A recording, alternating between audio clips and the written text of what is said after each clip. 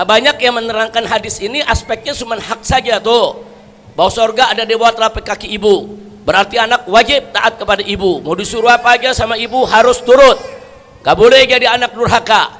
Ibu tuh punya hak sepenuhnya untuk ditaati. Surga itu ada di bawah telapak kaki ibu. Kalimat ini betul Bu, benar, saya nggak salahkan. Tapi ibu juga mesti tahu dan pahami, hadis ini juga harus dipahami dari aspek kewajiban. Kalau surga itu ada di bawah telapak kaki ibu, mestinya kita memahami, oh surga itu ada di bawah telapak kaki ibu. Mau surga dunia, mau surga akhirat, ada di bawah telapak kaki ibu. Artinya seorang ibu itu sangat berperan mengantarkan hidup anak-anaknya ke surga, baik surga dunia maupun surga akhirat. Makanya kalau kita lihat dari segi kewajiban, berarti melalui hadis ini ibu wajib mendidik anak-anak ibu agar bisa diantarkan menikmati surga dunia maupun surga akhirat. Itu kewajiban ibu. Nah, jadi hadis ini jangan hanya dipahami dari segi hak, tapi pahami juga dari segi kewajiban. Bagaimana anak-anak ibu bisa menjadi anak yang taat kepada ibu kalau ibu nggak didik dengan baik? Bagaimana anak-anak tadi bisa masuk surga dunia atau surga akhirat kalau ibu-ibu menelantarkan pendidikannya? Bagaimana anak-anak itu menjadi anak yang soleh, patuh kepada kedua orang tua kalau kedua orang tuanya tidak membimbing, tidak membina, tidak mendidik? Nah, jadi jangan melulu kita hanya bicara hak kalau kita tidak bicara kewajiban.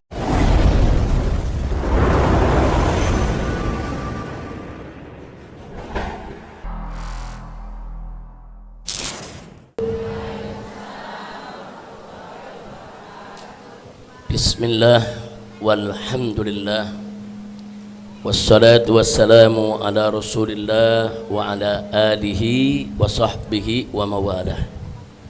Allahumma anfa'na bima 'allamtana wa 'allimna ma yanfa'una.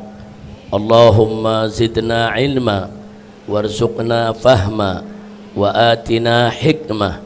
Allahumma barik lana fi majlisina hadha birahmatika ya arhamar rahimin walhamdulillahi rabbil alamin. Taqabbalallahu minna wa minkum fataqabbal ya karim.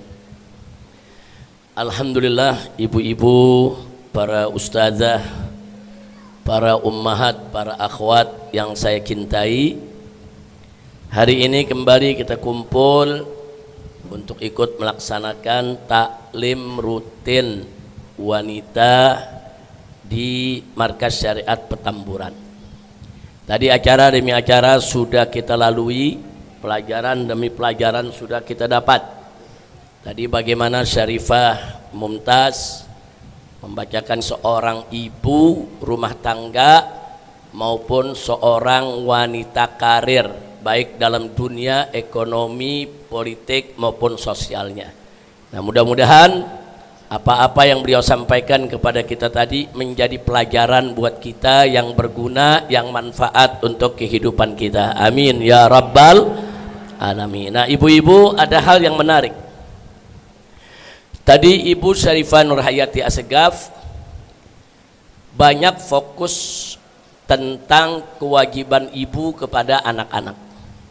Ada bagian yang mana beliau tekankan betul kewajiban ibu sebagai orang tua terhadap suami maupun terhadap anak.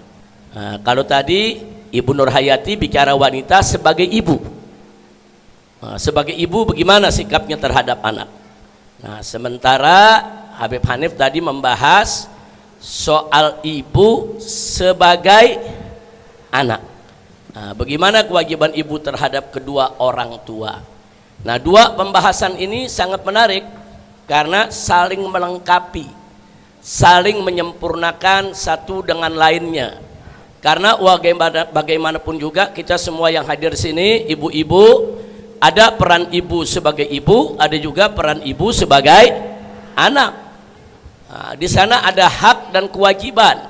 Nah, jangan melulu kita menuntut hak sementara kita mengabaikan kewajiban. Nah, maka itu saya ingatkan satu hadis yang populer walaupun hadis dhaif, tapi dia menjadi kuat karena ada hadis sahih yang lain yang isinya sejalan. Nah, hadis dhaif yang populer itu apa? Biasanya para ustadz, para dai, para guru kalau cerita soal hak ibu-ibu selalu membawakan hadis yang berbunyi al-jannatu tahta aqdamil ummahat. Sorga itu ada di bawah telapak kaki ibu. Hadis ini dhaif, Bu, ya. Sebagian ada mengatakan hadis ini sahih, sebagian lagi ada mengatakan hadis ini hasan, ada lagi sebagian mengatakan dhaif, bahkan sebagian lagi mengatakan ini hadis munkar, hadis yang tidak ada sumbernya, saudara. Tapi terlepas daripada perdebatan itu, ternyata hadis ini kok sering dipakai. Kenapa, Ustadz? Habib, kenapa kok hadis dhaif sering dipakai? Karena ini termasuk hadis dhaif yang ma'mul bihi, hadis dhaif yang diamalkan oleh ulama. Kenapa? Karena ada hadis lain yang isinya semakna. Nah, jadi ada hadis lain, Bu, hadis sahih. Nabi mengatakan kepada sahabatnya yang bertanya tentang ibunya, Nabi mengatakan ilzimha fa innal jannata tahta aqdamil ummahat. Jadi Nabi mengatakan layani kau punya ibu, sesungguhnya sorga itu ada di bawah telapak kaki para ibu. Bu, isinya serupa gak? Isinya semakna gak? Semakna. Nah, hadis yang kedua ini yang saya bawakan sepakat ulama hadis sahih. Jadi yang bunyinya ilzimha fa innal jannata tahta aqdamil ummahat, hadis sahih. Sedangkan al jannatu tahta aqdamil ummahat, hadis yang diperselisihkan oleh ulama. Ada yang bilang sahih, ada yang bilang dhaif. Nah, tapi ibu-ibu di sini menjadi tenang. Oh, pantas sering dibawa oleh kiai, pantas dibawa oleh para ustadz, karena ada hadis serupa yang menguatkan, yang nilainya sahih. Nah, sekarang yang saya mau bahas bukan soal nilai hadisnya, Bu. Kedua hadis ini menginformasikan kepada kita sorga itu ada di bawah telapak kaki ibu.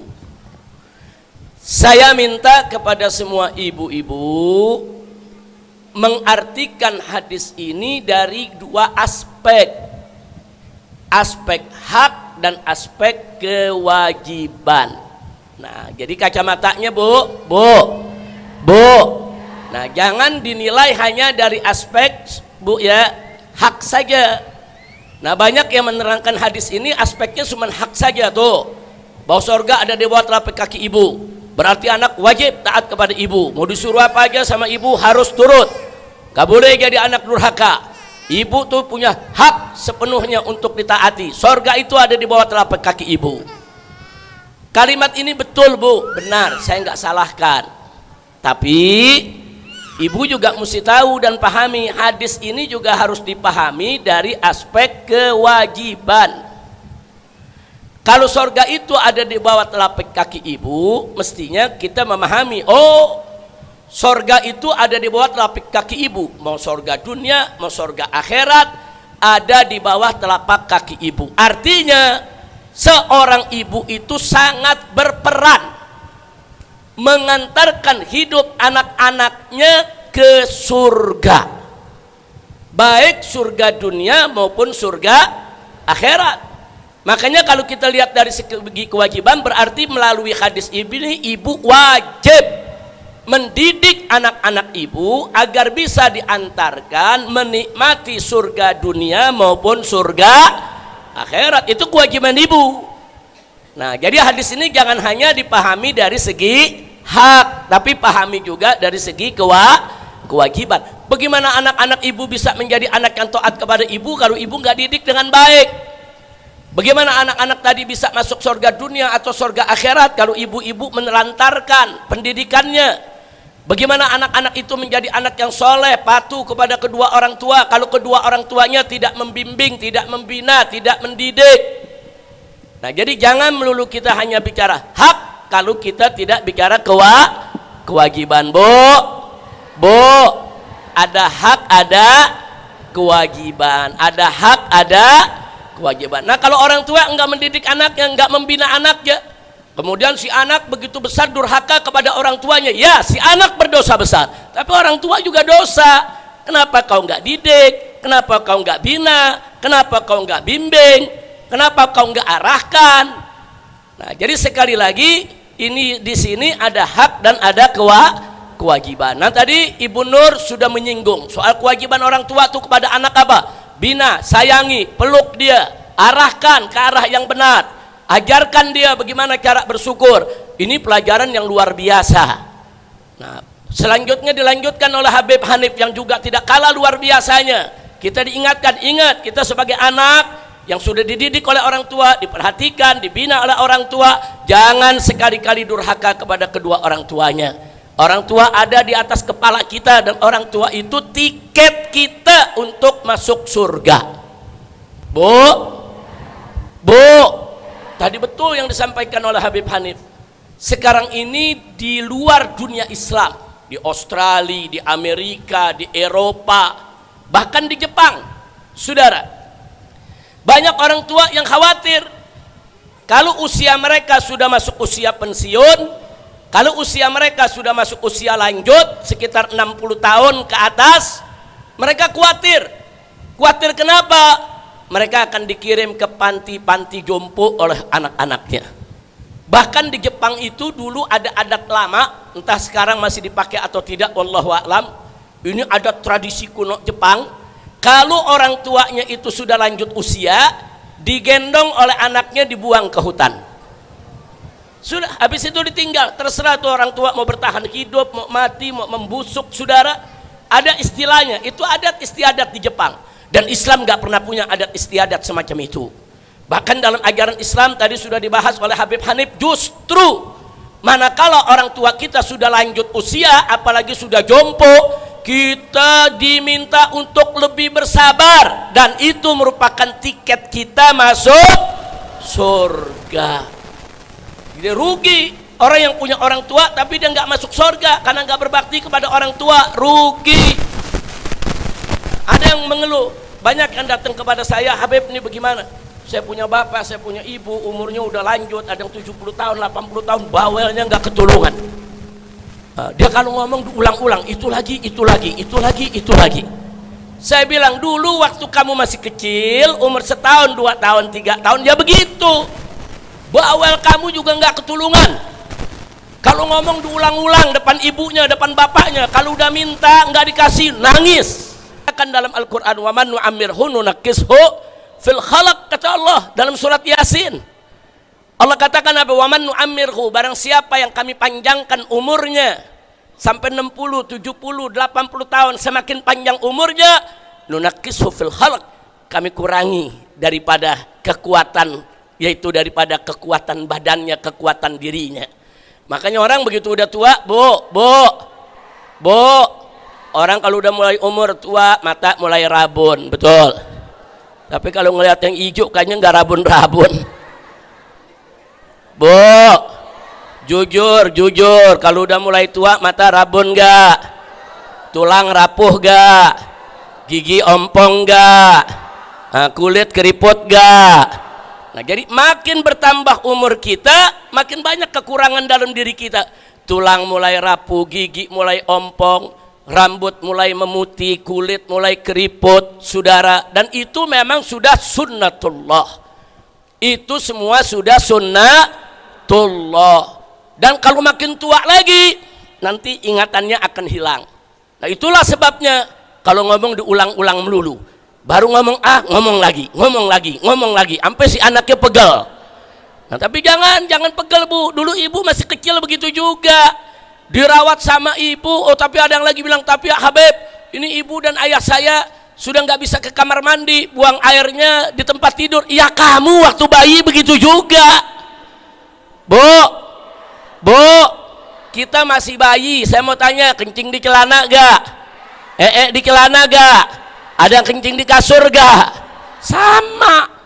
Ibu kita tengah malam bangun, jam 12 malam, jam 2 pagi bangun, dibersihin, takut anaknya gatel, sakit. dikebokin, dibersihin, bisa 1 jam, bisa 2 jam. Nah, jadi sekarang ini kalau ibu ayah kita sudah tua seperti itu, jangan kaget. Dulu begitulah dia merawat kita saat kita masih kecil. Dan sekarang kita rasakan bagaimana kita rawat anak kita. Nah, ibu-ibu yang punya anak, coba lihat bagaimana ngerawat anaknya. Ingat, dulu ibu kita begitu merawat kita.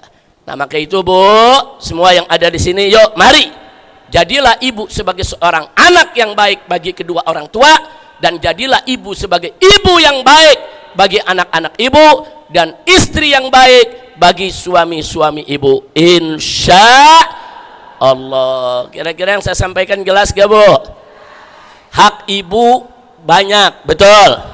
Tapi kewajibannya banyak juga gak? Banyak. Nah, jadi laksanakan kewajiban, insya Allah kita mendapatkan hak kita. Amin ya rabbal alamin. Jadi jangan melulu kita bicara soal hak aja, soal hak, jangan. Tapi bicaralah soal kewajiban kita. Sama Bu, hidup memang mesti begitu, saudara. Sama, kita hidup bermasyarakat, hidup bernegara, begitu. Negara jangan melulu bicara soal hak, saudara. Hak negara. Hak negara harus ditaati, hak negara harus dipatuhi, hak negara begini, hak negara begitu. Negara juga punya kewajiban. Kewajiban negara mensejahterakan rakyatnya, betul. Menegakkan keadilan di tengah rakyat, betul. Jadi itu kewajiban negara, menjaga harta negara jangan sampai dikorupsi, menjaga bagaimana supaya rakyat itu dapat pendidikan, dapat kesehatan, bagaimana supaya rakyat itu bisa belanja dengan mudah, aman, nyaman, bukan dengan harga yang menjerat leher, bukan. Saudara, itu kewajiban negara. Jadi negara punya hak, tapi pada saat yang sama negara punya kewajiban sama dengan kita. Kita sebagai rakyat juga punya hak dan punya kewajiban. Kewajiban kita patuh kepada pemimpin. Kewajiban kita menjalankan undang-undang, betul, saudara. Tapi kita juga punya hak. Undang-undang itu dibuat harus adil. Undang-undang itu ditetapkan harus tanpa diskriminasi ditegakkannya. Dan rakyat itu punya hak untuk tidak dizalimi. Jadi hak dan kewajiban harus selalu seimbang, baik dalam kehidupan rumah tangga atau kehidupan bermasyarakat, begitu juga dalam kehidupan bernegara. Bu, siap jalankan kewajiban? Siap jalankan kewajiban? Takbir, sallu ala nabi. Nah, mudah-mudahan kalau kita menjalankan kewajiban kita, Allah akan berikan hak kita. Amin ya rabbal alamin. Nah, ibu-ibu, kita sama tahu nih, kita nih semua yang hadir di sini nih semua tanpa terkecuali nih, ya ustadznya, ya ustazahnya, semua yang ada di sini, masing-masing pasti punya kesulitan, betul, betul. Tadi pelajaran yang disampaikan oleh doktor, yaitu Nur Hayati Assegaf tadi luar biasa. Kita kedepankan lebih banyak bersyukur, tapi beliau ingatkan juga bukan berarti kita tidak bersabar. Bu, syukur dan sabar saudara kembar. Nah, maksudnya apa Habib? Orang yang bersyukur di dalamnya ada sabar. Orang yang bersabar di dalamnya ada syukur. Makanya Nabi mengatakan dalam satu hadis, la yadkhulul jannah illa sabir wa syakir. Tidak akan masuk surga kecuali orang yang sabar dan syukur. Jadi sabar dan syukur itu penting, apalagi hidup berumah tangga. Ibu harus bersyukur terhadap segala kelebihan yang Allah berikan kepada suami-suami ibu. Pasti suami kita punya kelebihan. Enggak mungkin suami kita enggak punya kelebihan. Setiap manusia pasti punya kelebihan yang diberikan oleh Allah. Tapi pada saat yang sama, ibu-ibu juga mesti sabar dengan segala kekurangan yang dimiliki oleh suami ibu. Karena pasti suami kita punya kekurangan. Enggak ada suami yang sempurna, enggak ada. Pasti di satu sisi dia ada keistimewaannya, di sisi lain dia ada kekurangannya. Nah, keistimewaan yang Allah berikan kepada pasangan hidup kita, wajib kita bersyukur. Kekurangan yang dimiliki oleh pasangan hidup kita, wajib kita bersabar. Syukur sabar itu kunci untuk mendapatkan rumah tangga yang sakinah, rumah tangga yang penuh mawaddah warahmah, insya Allah. Jadi kita tahu kita ini semua punya kesulitan, Bu. Ini yang hadir di sini nih, Bu, ada yang punya kesulitan, yaitu dicoba oleh Allah dengan apa? Kesulitan dengan kehidupan pribadinya. Ada yang punya kesulitan dengan sikap suaminya. Ada yang punya kesulitan dengan perilaku anak-anaknya, ada yang punya kesulitan dengan utang piutangnya, ada yang punya kesulitan dengan penyakitnya yang belum sembuh-sembuh, ada lagi punya kesulitan dengan tetangganya, ada lagi yang punya kesulitan dengan mertuanya, ada lagi yang punya kesulitan dengan iparnya, ada lagi yang punya kesulitan bahkan kakak dengan adiknya, adik dengan kakaknya. Itu adalah dinamika kehidupan. Nah, kesulitan-kesulitan semacam itu mestinya saudara kita hadapi dengan sabar dan syukur, insya Allah. Nah, kuncinya, sebelum saya akhiri, kuncinya Bu, ingat saja firman Allah. Allah menyatakan dalam Al-Quran, faqala ta'ala, fa inna ma'al usri yusra, inna ma'al usri yusra. Sampai 2 kali Bu, berturut-turut Allah ulang. Fa inna ma'al usri yusra, inna ma'al usri yusra. Artinya fa inna ma'al usri, sesungguhnya bersama kesulitan, yusra, ada kemudahan. Allah ulangi lagi, sesungguhnya bersama kesulitan ada kemudahan.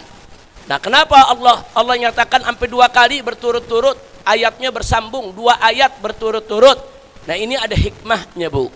Kalau kita tadabbur mengenai ayat-ayat suci Al-Quran, kita dapatkan hikmahnya. Pertama, saudara, di kedua ayat tadi ada janji sekaligus jaminan dari Allah. Di mana ada kesulitan pasti ada kemudahan. Itu janji dan jaminan Allah.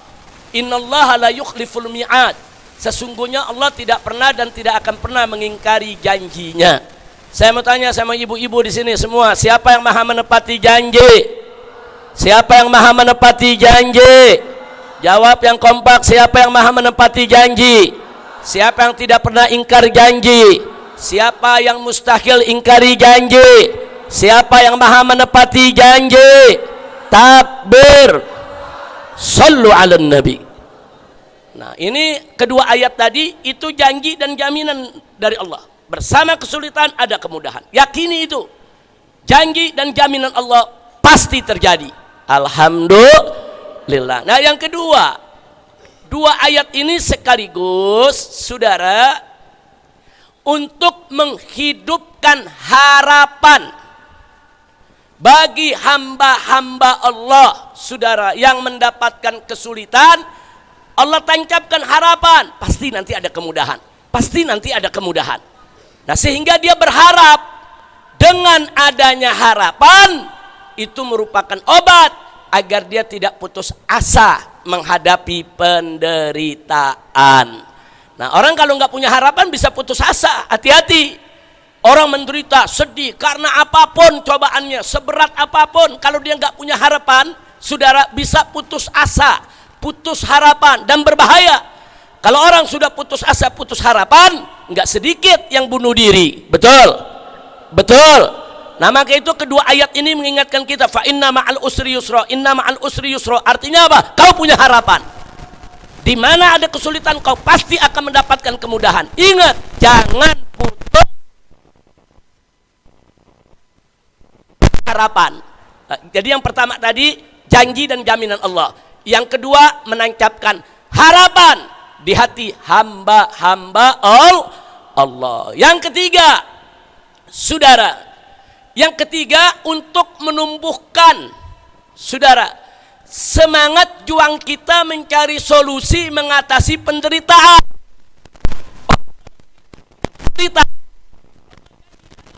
Di mana itu harapan? Kita akan cari. Terus kita terdorong untuk mencari solusi. Nah, sehingga begitu kita ikhtiar mencari solusi, memberikan solusinya berupa.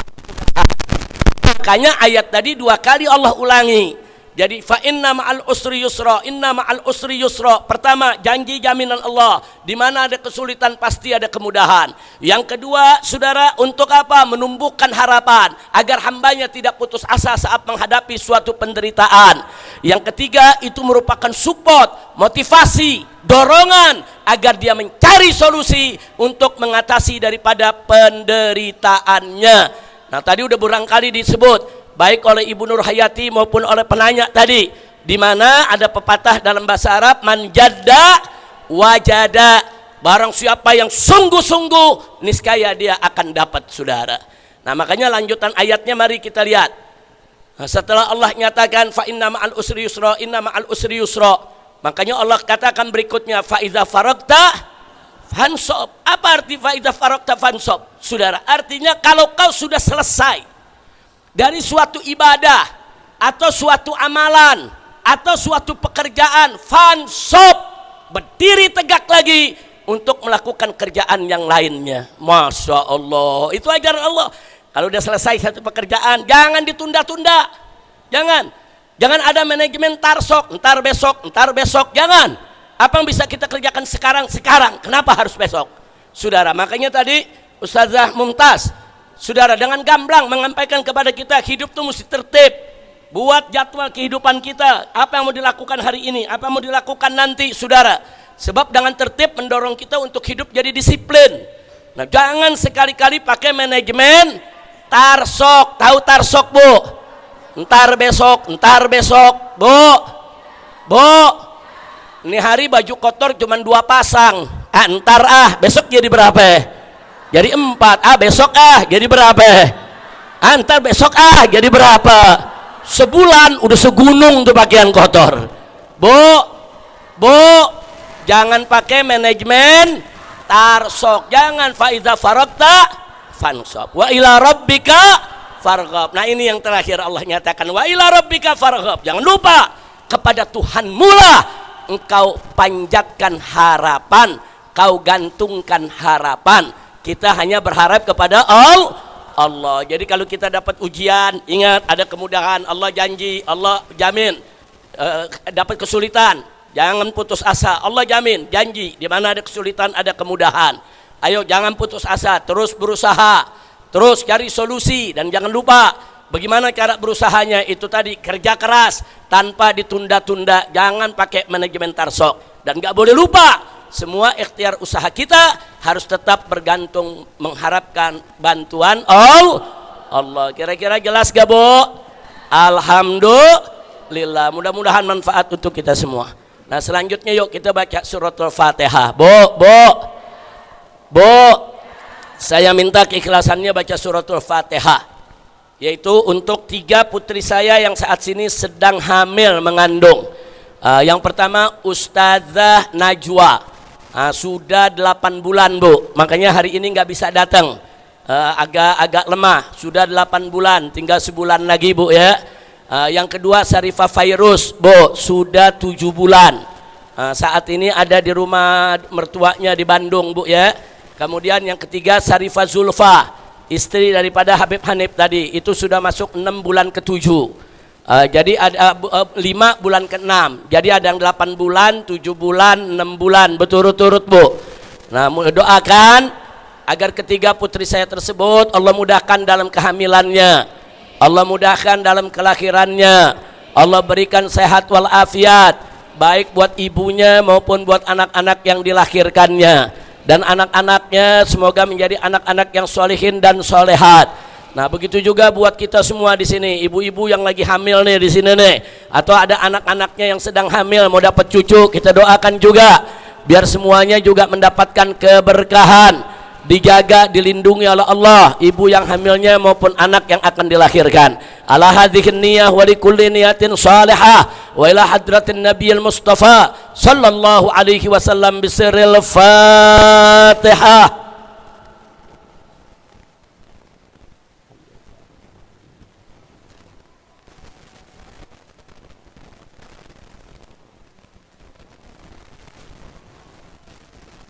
Taqabbalallahu minna wa minkum fataqabbal ya karim.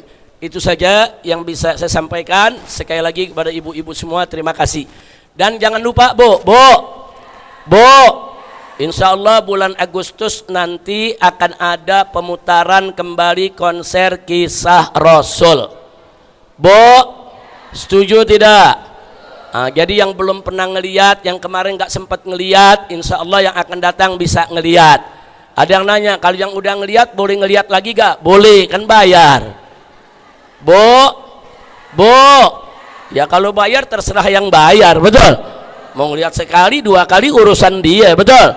Mungkin yang akan datang karena banyak ibu-ibu minta supaya diizinkan juga buat anak-anaknya. karena film tersebut bagus untuk pendidikan anak-anak. Insya Allah sedang diatur oleh anak-anak saya semua dengan istri saya yaitu Syarifah Mona, bagaimana mekanismenya supaya anak-anak yang sudah sekolah, bukan anak bayi Bu ya, kalau yang balita belum bisa, nggak usah diajak, tapi kalau anak-anak yang sudah 7 tahun ke atas sudah sekolah itu masih bisa untuk diajak mengambil pelajaran dari film AI tersebut. Insya Allah. Saya mau tanya dulu ibu-ibu di sini, dukung tidak? Setuju tidak? Takbir. Sallu ala nabi. Nah, informasi selanjutnya nanti akan disampaikan oleh saya punya istri Syarifah Mona maupun anak-anak saya Syarifah Rufaidah dan lainnya.